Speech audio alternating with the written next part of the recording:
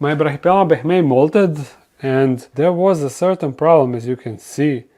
But if she's fine now, I'm really not sure.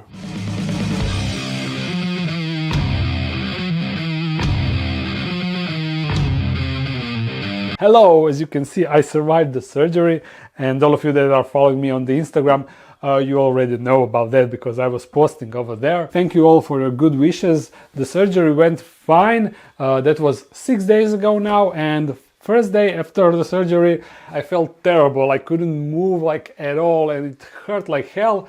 But now, 6 days later, I'm completely mobile, and this is the only aftermath. You see these 3 holes, I still have stitches and I will go to take them out in 2 days. But anyway, recovery takes from 1 to 2 months, and I was hoping that this video will be about the jungularium, and I started some work, but unfortunately I didn't manage to do it before the surgery, and now I definitely cannot do anything like that.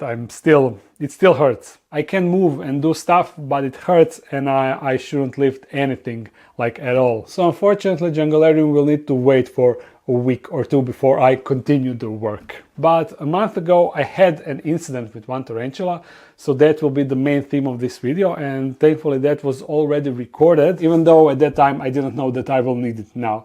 So yeah, let's go to that situation. Yesterday around 9 p.m. I came to the dark den to water my enclosures, and I noticed that this adult brachypelma boehmei female was on her back and preparing to molt. So of course, what do? I put the enclosure on the table and I set up the camera to record her. But as I set up the camera, I noticed that as she is laying on the back, she was doing these really small twitching movements, and I was thinking, as I was looking at it, I'm not sure if I ever noticed the tarantula doing that. Usually once they flip, they will be completely still with occasional twitches, but I never spotted them doing constant movement until they actually started to molt. Maybe I just didn't stumble on tarantula molting at that exact point. Maybe that was the point when she was about to start molt, but whenever I spot tarantula molting, she was either laying on her back being completely still with occasional twitches, or she actually started to push out to move out of her old exoskeleton. But I didn't really thought anything of it at that particular time, so I set up the camera and just let camera record the time lapse.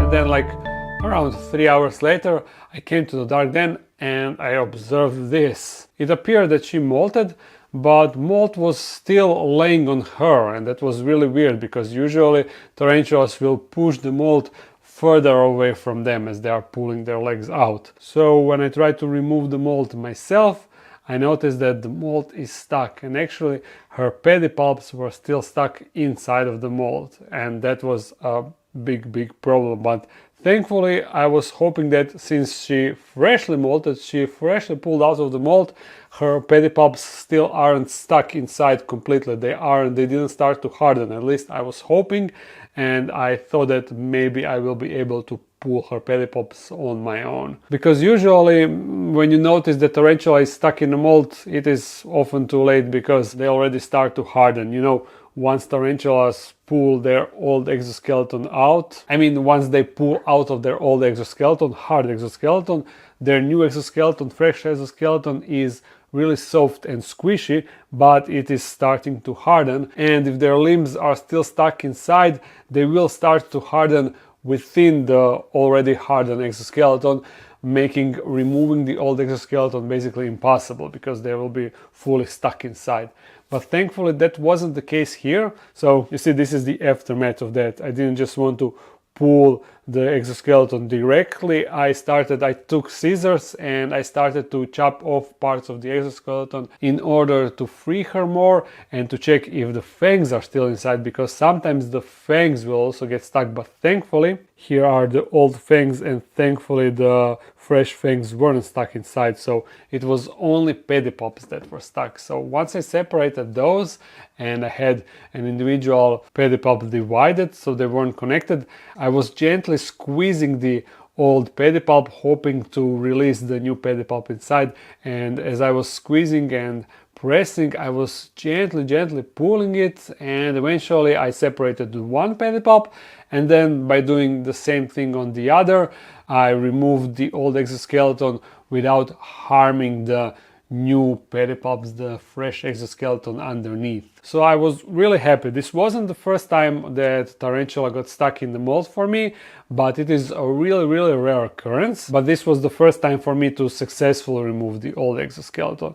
And if you remember, well, technically this was the first time that I successfully removed the old exoskeleton, limb exoskeleton. But if you remember, a while ago, featuring this exact tarantula, her last molt, she had a carapace still stuck to her. It was stuck near the joint where it is connected with the abdomen, and after I dropped a couple of droplets of warm water, I was able to just separate that carapace, also seemingly without any problem. But that fact was concerning. This is the second time that she is having trouble while molting, which is definitely concerning. And even though she looks fine now, look at this. If I poke her a little bit, you see her movement is kind of weird, as if she didn't mold properly. I mean, as if her legs didn't harden properly to support her weight. I don't know, but this is definitely weird. She is fresh. It is the new day, around 12 hours after she molted,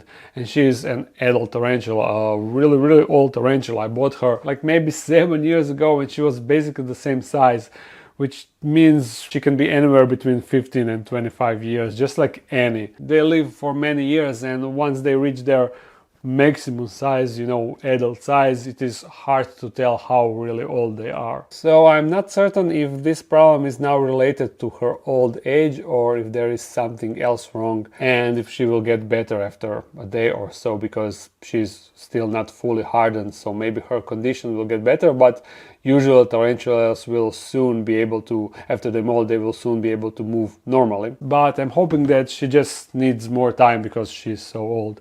And also there is another unfortunate thing that happened. After I separated her old mold, I freed her up. I once again set up the camera to continue recording time-lapse, but unfortunately something messed up with camera. She turned off, and I have the footage, I have the file, but it is corrupted and I cannot play it. I will try to use some software to repair it, but I'm not really sure. So if that's the case, you will be able to see the time-lapse now, and if not, there is just nothing I can do. But why I'm really sad that I don't have that time-lapse is once tarantula pull out of their old exoskeleton, their legs will be standing like this. I will show you some other molting time lapses so you can have a bit of visualization, but their legs are like this, and then they will slowly like twitch, and slowly but surely pull their legs, their tips towards the middle, and then they will do like these movements as if they are stretching their legs and, you know, doing something with their legs so they function properly. But I don't think that she did that. Once I removed the carapace, her old carapace, her legs were basically flopping like this, and then on occasion she would pull them back, but then they will go like... To me it just looked off, like something is wrong. Maybe it is nothing, maybe I'm just looking too much into it now because of what happened, but it looked off, and I'm really sad that I cannot check the time-lapse to see how she flipped on the proper side. But now we will leave her be, and we will do one time jump to see if she will get better in few days. Actually, not in few days. I will let her be for a couple of weeks until she fully hardens, and then we will be able to try to feed her to see if she will be able to feed, you know. Yeah, so time jump. And here we are back to the present day. Thankfully, I have a good update. The girl is right here. And from what I could tell, yeah, you see, it seems that her movement is now completely normal. So thankfully, thankfully I'm like 100% certain that she will be fine. So let's see if she's hungry and capable to feed. We will try out with one dubia male to see if the there we go. Excellent, excellent. I cannot tell you how happy I am because I was really worried that I will lose her. And that was pretty intense takedown, I must admit. Look at her pedipalps. They look completely fine. So I will say that she's probably just really old, so that's why it takes more time for her to recover and start acting normal. And probably the molting issues are the result of that. Yeah, but until the next molt, she should be hopefully fine. And where are you going? This Grammostola pulchra is doing something. Are you thinking of going out? No? I really wonder if she's big enough to be paired. You see, this is her size. I would say like 15 centimeters maybe. And I know that they get really big, so I'm not sure, but my friend got a mature male, and hopefully if she molts anytime soon, after that molt, we are going to attempt to breed her. Now let me give you some more updates. First will be in regards to Teraphosa apophysis. You know, Bella, we recently rehoused her inside, and you see she wrecked this bromeliad out of place. So I'll secure that back over there.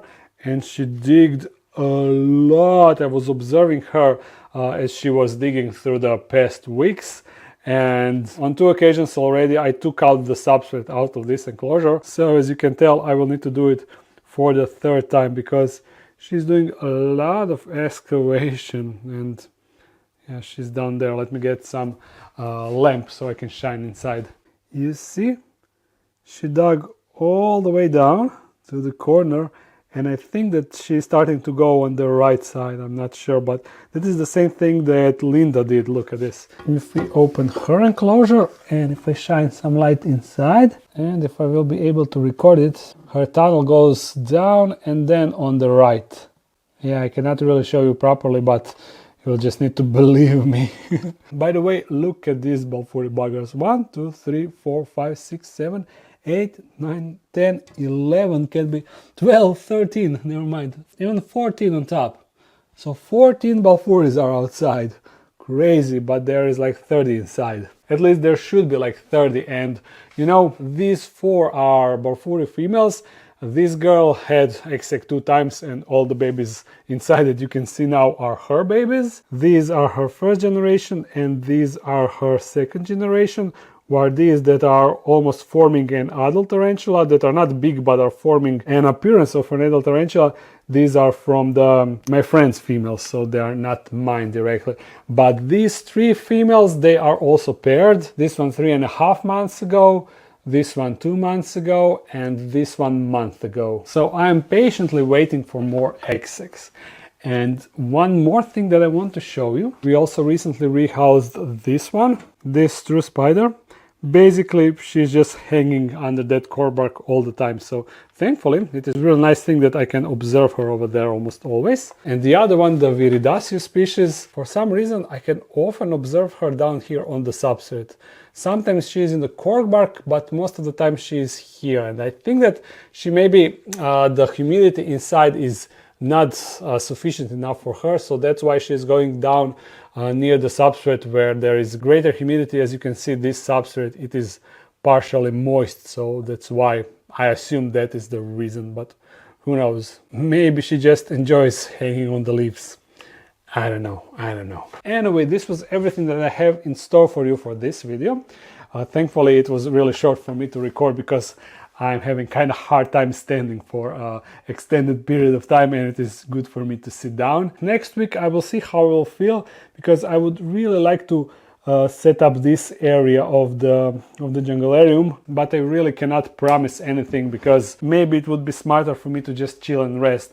And in that case I have something else ready. It should also be interesting. Anyway, I hope that you enjoyed this video. If you did, thumbs it up and comment something.